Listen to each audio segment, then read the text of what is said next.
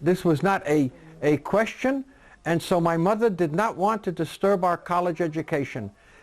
They didn't know how fast my father would die. They figured it would be several months anyway. Anyway, Art and I got on a plane, came to Boston. It was my first plane ride. We got to New York, and then we took another plane from New York to Boston. My first experience, and I had a bucket right there, and I used the bucket. I had gotten the seasick disease going to and from Europe during the war. Anyway, we got to the hospital. My father was in a coma.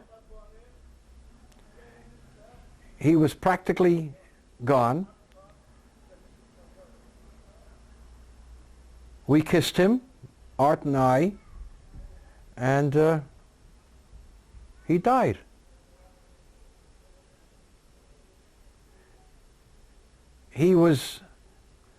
We thought he was 56 years old, but he was 58 years old. Okay.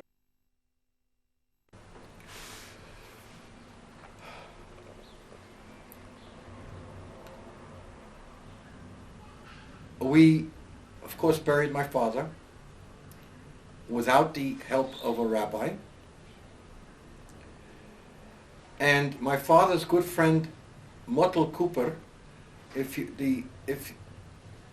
any of you remember, in the Pesach Haggadah, Keusch gave my father the Haggadah saying 217 miles to Berlin. In setting up the stone for my father, we decided that whatever was written on it would be in Yiddish.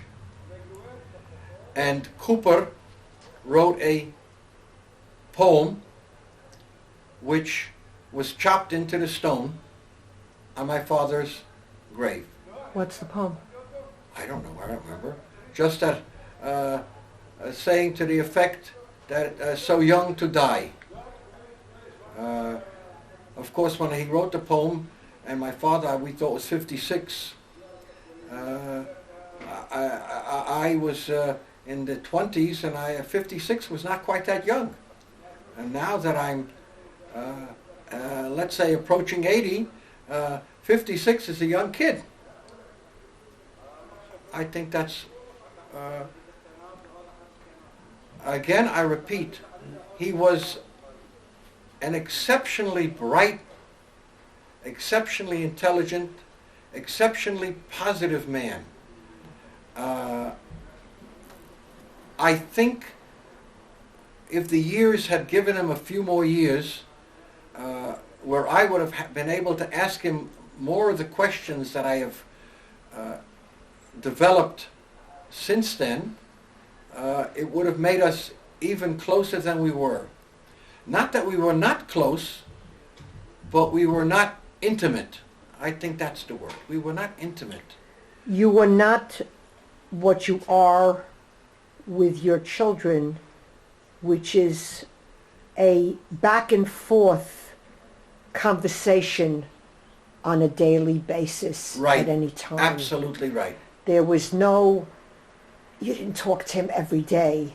We talk to our kids every day, if not more than once a day. Especially now that they're adults.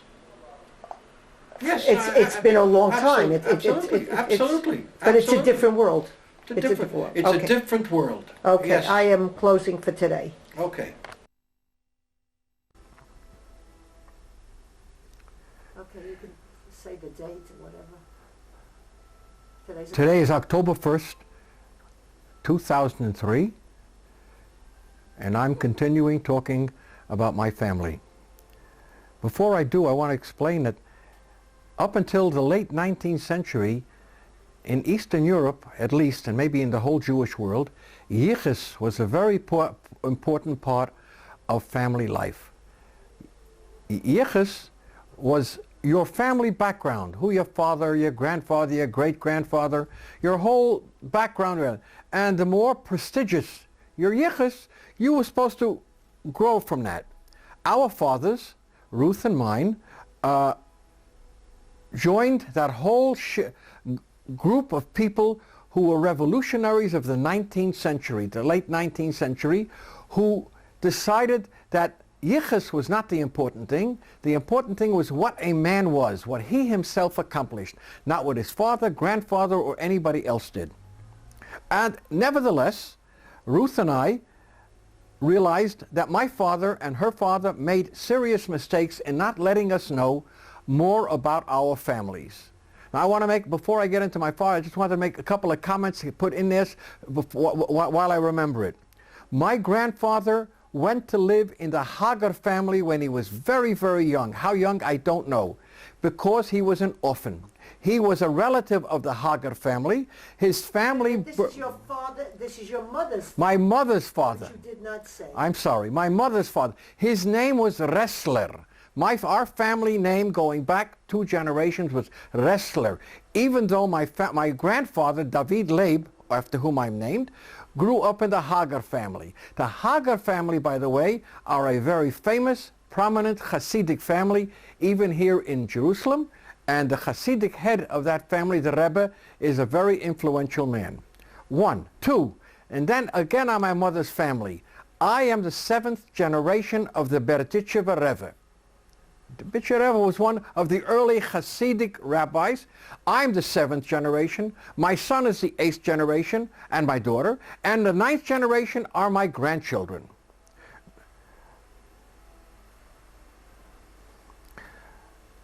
Because my father never told me very much about our family, and my mother also, they both didn't. They were living today, they never lived yesterday. They never talked about the shtetl, they never talked about Europe.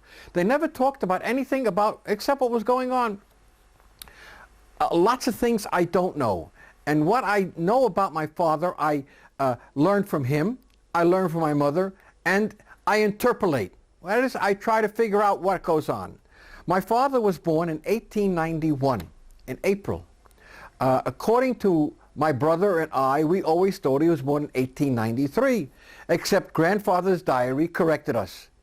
My mother and my father were both born in Zabeltov, which was in the Russian, in the Austrian part of Galicia. Not to be confused with Zablotov. Yeah. Which is a different town. We found there were a couple of towns. Zabeltov is not about a certain amount of distance from Kolomea, was the big city. My father, somewhere in his youth, very young, the family moved to Stanislav. Stanislav was 80, 90 kilometers north of Zabeltov in Austria. Our family name Keusch had to come to us in the late 18th century when Austrian government took over that part of Poland, Galicia, and the Austrian government made all families take names. Our name Keusch, in Yiddish, it means basket. In German, which is the language of Austria, it means morally pure or virginal. My daughter Paula now tells me that in German, Keusch is not considered a very nice name. In retrospect, my father tells the story, and he told it, I heard it several times, that when he was leaving Europe to go to America to join the Jewish Legion, he had to pass from the Austrian border and the German border to the neutral, either Dutch or Belgian border. Wait, you confused something here. You said when your father left to go to Austria to join the Jewish... He left Europe, I'm sorry. I left Europe. He left Austria, Germany, and he had to go into the neutral. Remember, this was during World War II. It was 1917. World War I. This was 1917, early 1917, because the United States had not got into the war yet. And he came to the border, the German border, and he he changed his name from Nathan, which is at that time apparently was considered a Jewish name, to Adam. And he called himself Adam Keusch. Keusch was a good German name. And the border guard looked at him and laughed and said to him in German, Sind Sie wirklich Keusch? Are you really a virgin? And he started laughing, and my father passed right through. So Paula, if you're reading this, whatever is Keusch today, She's watching it. okay, 20 years hence. okay.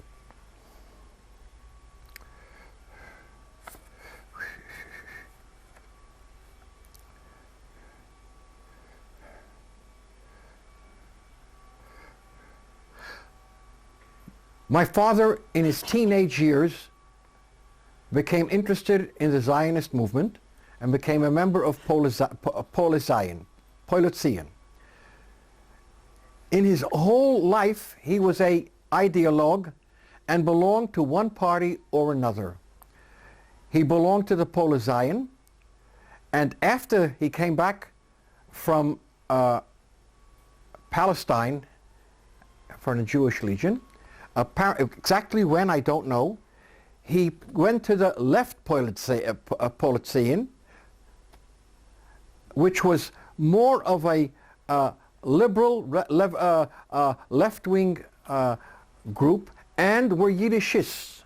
My father was a Yiddishist. He believed the language of the Jewish people in Palestine should be Yiddish. At that time, there were 18 million Jews in the world, and something like 15 million of them, give or take a million, were Yiddish-speaking, or came from Yiddish backgrounds, the Ashkenazi background. And he was a very strong Yiddishist. Somewhere in the 20s, he stopped being a Polizeian and he became a communist.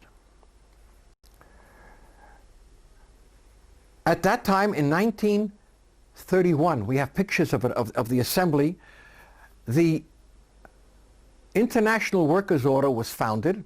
This was a left-wing communist offspring, which was a fraternal order, meaning it gave benefits to its members, and was based upon national groups. There was a Yiddish group, there was a Polish group, there was a Russian group, there was all kinds of groups. My father was one of the original members of the International Workers' Order, for short IWO. In later years, for whatever political reasons it happened, the IWO changed its name, went out of existence, and each branch of the IWO became a separate group. So the Jewish section of the IWO became the Jewish People's Fraternal Order, JPFO.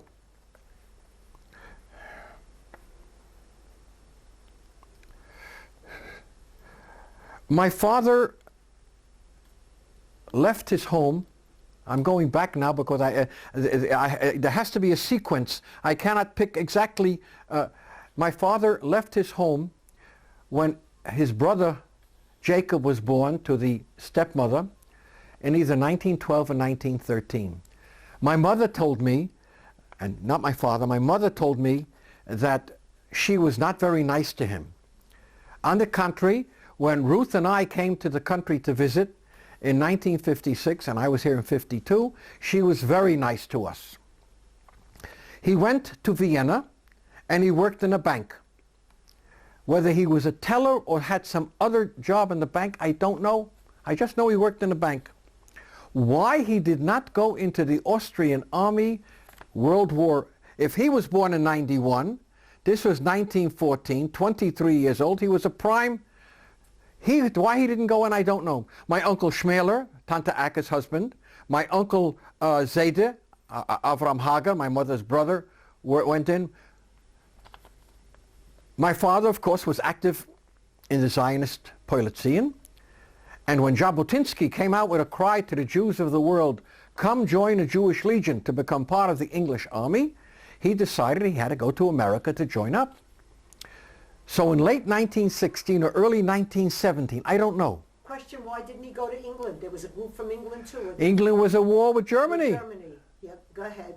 England. Right, he had to go to a neutral country. He had to go to a neutral country. Okay. And then he went to a neutral country, either Belgium or Holland, and he didn't, apparently at that time, crossing the Atlantic to the United States, even though the United States was not yet at war, was very dangerous because German submarines were shooting anything American. So he took a boat to Argentina, Buenos Aires. Somewhere or other, it seems to me, I remember something that he worked his way across. I'm not sure. Argentina, he didn't spend very much time. He went to New York. So if you figure from Holland to Argentina was 10,000 miles. From Argentina to the United States was another 8,000 miles. He reached the United States somewhere in the spring of 1917. He joined Branch 3 of the Polizeian, where he met my mother. And this was the same branch where all the famous Polizeian leaders were, Ben-Gurion, Ben-Zvi, any number of others. In addition to this same branch, my uncle Amkraut, Joe Amkraut, my Tante Razel's husband, also belonged, and Razel belonged. They went abroad to Europe, to Palestine.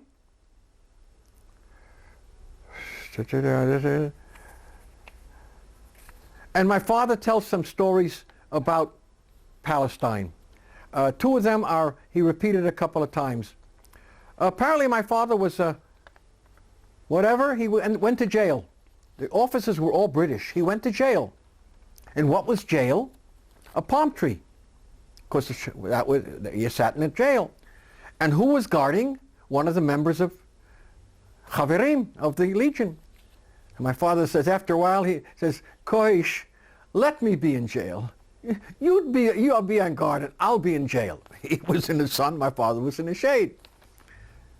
Another story, my father,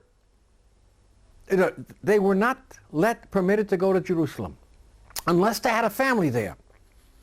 My father goes and my father says, "Wo's weisen the Englander? What do these Englishmen know?" He says, he went up to the officer and says, "Sir, I have a family in Jerusalem." "Who do you have there?" "My grandmother, sir."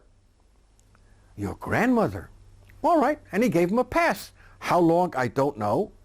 My father laughs. Who was his grandmother? The Baba Rachel. Now that was not Jerusalem. We know where she was. She was not in Jerusalem. She was on the way to Bethlehem, where we're fighting now. I'm now taking a picture of Nathan Keusch, who is on the left on the screen, with a commander, from what I understand. Okay. If it's shaking, that's because Daddy's not holding it straight. All right. My father had started going with my mother in the Polizei, and he met her. By chance, they were both born in Zabeltov, and they were both born in the same bed, maybe with the same midwife. And my Baba, my mother's mother, remembers taking my father around, either moving him in a rocker, or taking him around in a carriage. But she my father and mother were distant cousins. In spite of the fact of that, my brother and I were reasonably normal. What my father did when he came back to America after marrying my mother in 1920, I don't know. But about the time I was born, as I remember this as a baby, my father had a store in Brooklyn where we lived. I was born in Williamsburg. We lived in Williamsburg in Brooklyn, which is now a big Haredi neighborhood. And somewhere when I was just short of kindergarten, we moved to the Bronx, where my father opened a store on 169th Street and 3rd Avenue. No, was it 3rd Avenue? It was 169th Street. Oh, 160. All right. He was partners with Uncle Shmela, who had a different store, and they went bellies up in 1934-35 during the Big Depression. Depression was before 34, 35. It began in 1929, but they failed in the stores couldn't. I know they used to have a sale every once in a while. What was a sale? They may have lowered prices a little bit, but then they would give out a special little rug to put on the floor or whatnot. As I remember, it was about 2 feet by 3 feet, you know, and if you bought so much purchase, you got a free rug, and the sale would be on a Saturday, which was the big sale day. People would buy, and I remember my mother laughing because Schmaler always predicted that it would rain that day, because he was a nice man, but he was always pessimistic. Somewhere in late 1935, my father got a job with a friend of his called Joseph Crumeau, and he moved to Fall River, as I say, December 35, January 36, and we moved to Fall River in March of 1936. We lived on East Main Street. My father was a shipping clerk. What is a shipping clerk? Whatever orders had to be sent out of the factory, he packed, it was put in boxes. They were already in boxes, and then he put them in cartons, closed the cartons, put the address on them, and sent them out. In addition to which, he had some sort of clerical work, because I remember when I was in high school, even before that, he would bring home a stack of orders like this here, each one a piece of paper, and we went over it. I would help him count how many. These were panties, ladies' panties they made, and the nicest color I remember was tea rose. Not pink. Pink was a different art. There was a tea rose, which was kind of an oranging color. I would help him count how many dozens of each were here and there. One of the big customers there was Kresge's. This eventually became Kmart. And I remember my father said, how did Kresge order? They would take a sample order in Ohio, 50, 60, 80 stores, sample order. And they would order so many dozen of whatever they wanted, different sizes and whatnot. And on the basis of that order, they would order nationwide on the condition that it sold halfway decently.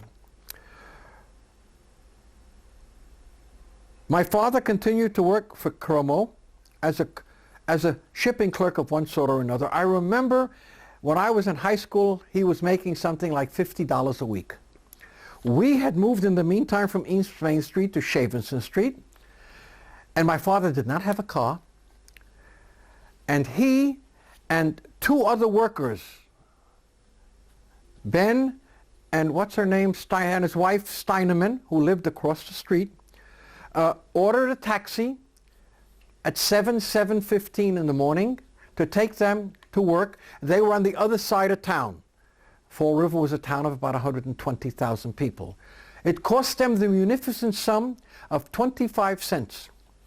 This was in through the years, 1937, right until my father opened a business, a manufacturing business, about this time I went into the Army. What did he manufacture? Ladies' underwear, pajamas, whatnot. He opened it right before I went into in August or September of 43. And very interesting, he was a smart guy. He had several different companies. So he called them Arthur Underwear and Regina Underwear. Now, why didn't he call it David Underwear? I thought about this, how smart he was. Why should he make anybody jealous that I was better than them? So since I was not home anyway, what's the difference whose name he used? That made no sense at all, but that's okay. That made no sense at all? None. Jealousy is a... It had nothing to do with the name there. Oh, it had nothing to do with the names? No. You don't think so? No. You don't think he was that smart? All right, maybe Sorry you're right. about that, Chief. All right. During all these years, my father belonged to his political parties. As I said, he was always he always believed. He always had a free pocket. What monies he got, he gave generously to all the organizations that he believed in. That almost sounds like my father. Yeah. He says, so I would have another couple of dollars. And Yeah. he's on his deathbed. He says, I had it in my inside pocket and I gave it away. He says, your mother didn't know. He says, so I would be... No, my mother knew. Mother knew. My mother knew. My father was a Yiddishist. He sent us to Jewish school, Yiddish shul, my brother and I. But we didn't talk Yiddish at home. He wanted my mother to talk Yiddish at home, and she says, how can I talk Yiddish at home? How am I going to learn English? At the time that I was in high school, she took night courses in the same high school, and my English teacher, my junior year, Mr. Kaler, who was also my debating teacher, my debating team teacher, he was my mother's teacher in night school. And so we talked English in the house. And my brother and I belonged to a book club. We brought English books in. And then my father shook his head and says, the street is stronger than me. And he started bringing in books on Yiddish and Jewish subjects in English so that Art and I could read them. While I was in the Army, I went in September of '43. My father got involved in Russian war relief. He was very active in Russian war relief. It fitted in with his ideology. I mean, the Russians were on our side for a change. The communist scare of the early 1919 and 1920 was past. The communists were the good guys. They were our allies. At least till the end of the war. At the end of the war, I come home, and I had a little pistol. I picked it up in Europe. The firing pin didn't work. I didn't need it. It was a souvenir. He saw that pistol and he went white. He says, get that out of here. This was in April of 1946. It was before McCarthy, but the communist scare had begun already.